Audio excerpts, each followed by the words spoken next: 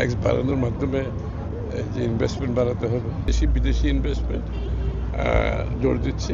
এটা হচ্ছে আমাদের এই অঞ্চলে কোনো হসপিটাল নেই এবং এটার জন্য আমরা কিছু জায়গা দেখছি, একটা বড় হসপিটাল, ওটার সাথে নার্সিং ইনস্টিটিউট এবং টেকনোলজিস্টদের জন্য আরেকটা ইনস্টিটিউট, যেটা বাংলাদেশে এই জায়গাটাতে আমাদের ঘাটতি আছে।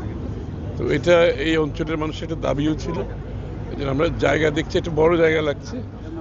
এই জায়গা দেখার মধ্যে এটা একটি জায়গা, আরও দু একটি জায়গা আমরা দেখতেছি যেখানে সুবিধা হয়, কারণ জায়গা আবার দখল পেতে হয়, আপনারা জানেন এখানে অনেক ঝামেলা থাকে। তো যত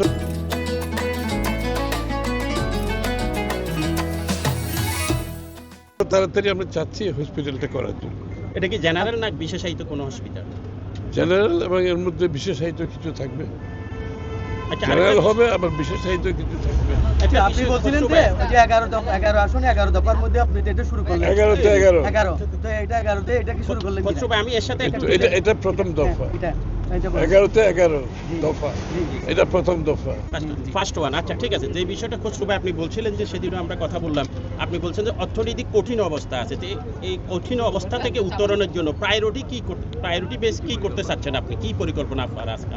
না, প্রায়োরিটি তো ট্যাক্স বাড়াতে হবে আমাদের, এবং ট্যাক্স বাড়ানোর মাধ্যমে যে ইনভেস্টমেন্ট বাড়াতে হবে, দেশের ভিতরে দেশের বাইরে ইনভেস্টমেন্ট বাড়াতে হবে।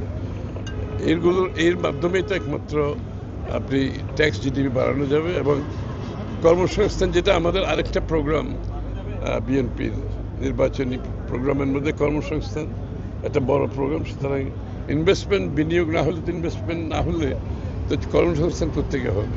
এই জন্য আমরা জোর দিচ্ছি ইনভেস্টমেন্টে, দেশি বিদেশি ইনভেস্টমেন্ট জোর দিচ্ছি। আর স্বাস্থ্যসেবা, যেটা আমরা প্রমিস করেছি, ওয়াদা করেছি, শিক্ষার পরিবর্তন, শিক্ষার ক্ষেত্রে পরিবর্তন, এবং তার উপরে সবচেয়ে আমি যেটা আবারও বলছি, কর্মসংস্থান, এটা প্রায়োরিটি আমাদের। আগামী বাজেটে কি প্রায়োরিটি পাবে বলে আপনি মনে করছেন? কর্মসংস্থান দিয়ে শুরু হবে, এটা করার জন্য যা যা প্রয়োজন সেটা করা হবে।